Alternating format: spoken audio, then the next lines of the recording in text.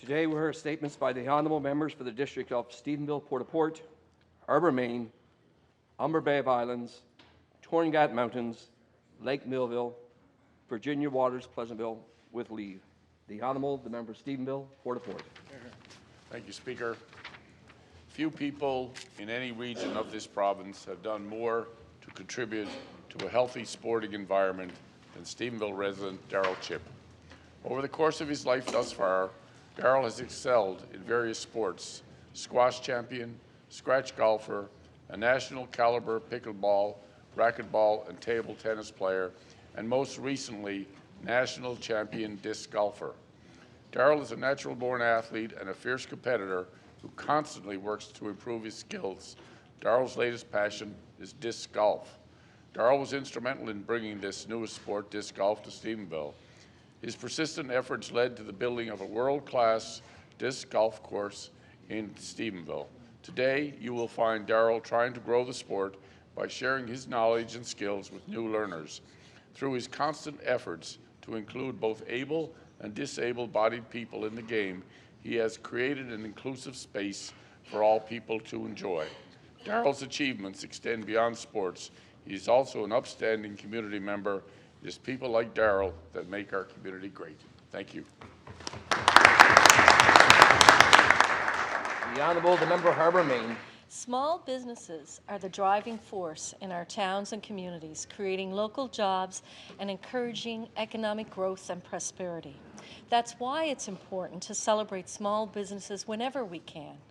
It was such an honor for me to bring greetings recently at the Town of Conception Bay South's anniversary celebrations of businesses operating 50+ years in the area.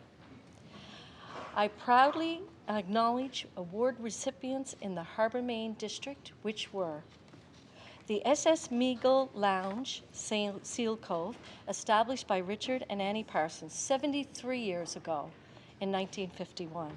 Smith's Furniture and Appliances in Upper Gullies, founded by Winston and June Smith 64 years ago in 1960. Parsons and Sons Transportation in Seal Cove has been in operation since 1962. Scott Parsons just recently was inducted into the town's Sports Hall of Fame as a builder of sport, an honor which recognizes the huge impact he has on his community. Seal Cove Grocery opened its doors in 1970 by Norman Ayres. 54 years later, it is owned by Kristen and Thomas Dwyer and partner Christopher Reynolds. Jim and Mary Hickey founded Hickey's Timber Mart in Harbour Main in 1973. 51 years later, they have expanded to CBS and St. John's with 3 additional stores. I ask all honorable members to join me in congratulating these incredible businesses for the accomplishments they achieved. Thank you. The Honourable, the member of Humber Bay of Islands.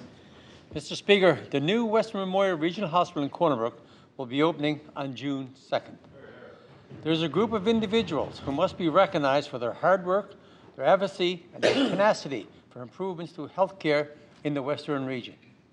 The West Coast Healthcare Action Committee, which includes Israel Hand, Chair, Gerald Parsons, Vice Chair, Wayne Rose, Bruce Randall, Agnes Brake, Barry Wheeler, Jim Drover, and Ed Anstey, were relentless in their goal to have a new hospital equipped with a radiation unit and a PET scanner.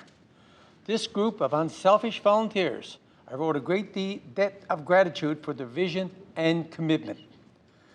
Due to their desire to have cancer patients from Western Newfoundland and Labrador treated at home, many patients will now fight this dreaded disease at home near their loved ones. There are many more improved services being offered due to diligence and hard work of this amazing group.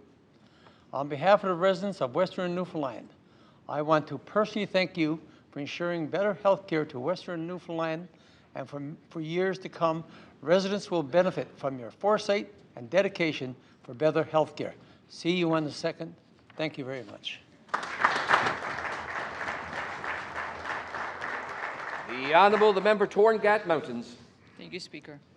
Ellen Adams of Riglet Nunasivut was everything you wanted in a child, sister, mother, partner, friend.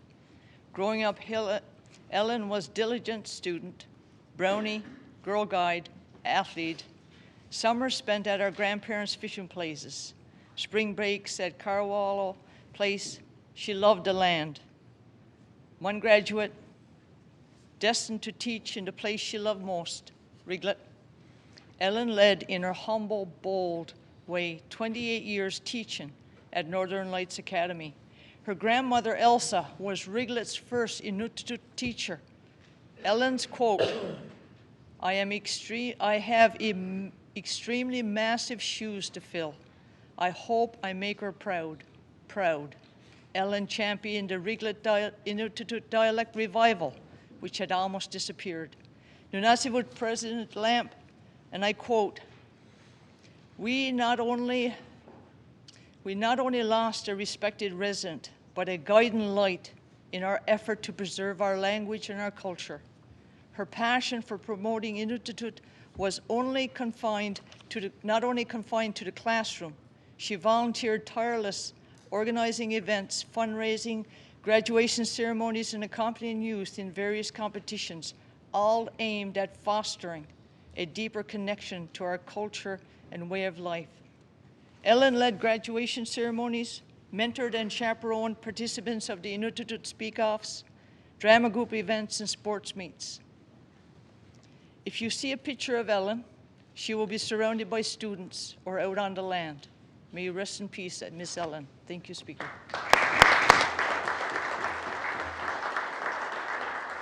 The Honourable the Member for Lake Millville. Thank you, Speaker. Today I would like to congratulate the 2024 graduating class of Eric G. Lambert School in Churchill Falls. As the MHA for Lake Millville, it is an honor to attend the graduation ceremony annually. Family and friends turn out in full force to celebrate this first major accomplishment in the young lives of the residents.